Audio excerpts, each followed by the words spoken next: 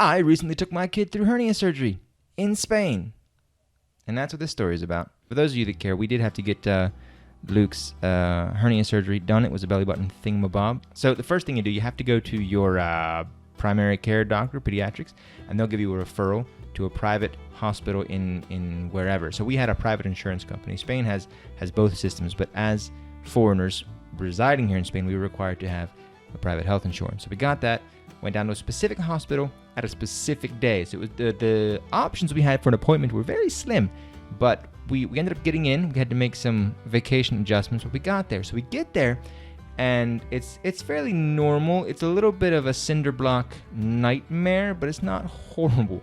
So we get into the doctor, is very nice, and he says, yada, yada, yada, and then he gives me a bunch of papers, and he says, you have to take this paper, in Spanish, he says you have to take this paper to the insurance office, and they're going to give you a permission slip, I forget the word for it now, for these various surgeries, and then you bring those with you to the actual surgery. At least, that's what I thought he said. And then we weren't sure, because we didn't write it down for some reason, because it was in Spanish, and it was awful. But turns out we were right after panicking for like 3 weeks later. So we go to his office. In 3 weeks, we're like, did we get the instructions right?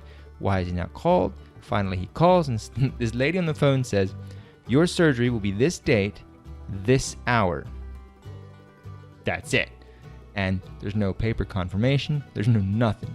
So then we take that information, or after we got the day, we go in and we ask for this permission slip from the insurance company. Apparently, we had an agent. I had to jump around for some offices, got the insurance company papers. And then those papers were good for like 60 or 90 days. That's why we had to wait until we knew which day we were going in. And so we weren't sure how to break it to Luke that we were going to the hospital to do a surgery. My big plan was to play it off like no big deal. We had told him going in that we're going to the doctor to fix his belly button, right?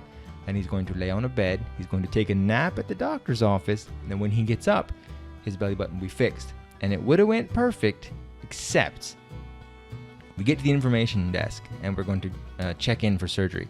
And we had 2 slips of paper there. One was for the surgery and one was for a blood test. These are different from the permission slips from the company. These are actually, I'm going to call them prescriptions from the actual surgeon doctor guy. This was awful because I didn't think about blood tests. Obviously, it makes sense that you have to have a blood test, but he hadn't done it. It's the day of the surgery. We're right on time. What do we do? What ended up happening is that we go up to the lab in the hospital and do the blood test, and that worked just fine. But we didn't tell Luke anything about blood tests. It was supposed to be a painless, needleless experience as far as he's concerned, right?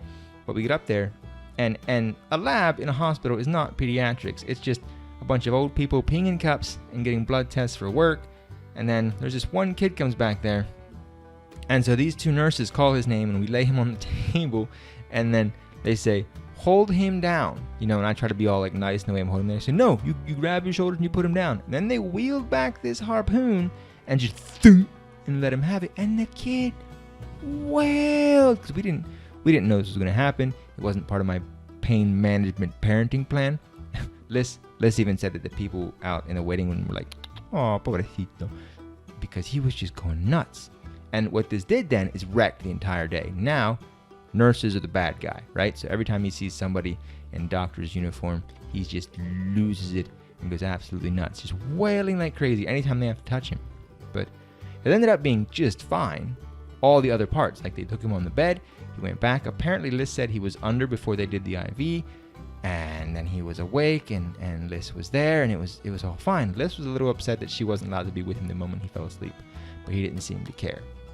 So if it wasn't for that blood test, it would have been completely fine. So then we were told by one person to wait in the waiting room, and they would come and get us. Another person told us we could wait in our room. So on our way back up to our room, we were told we had to go back down. That was fun. But the surgery was the blink of an eye. It was, 15 minutes maybe, and they were calling us to come back. It was very quick. So we barely had time to order from the cafeteria and get our stuff and get chowed down before they came in. So that was nice. The room itself was legit. So the recovery room, so we took Luke from the surgery room to like a hospital room, a normal hospital room, and it was a corner room, which meant it had 2 windows. It had a balcony, for crying out loud, with a view of the Mediterranean Ocean. It was very nice. We stayed there for a very long time.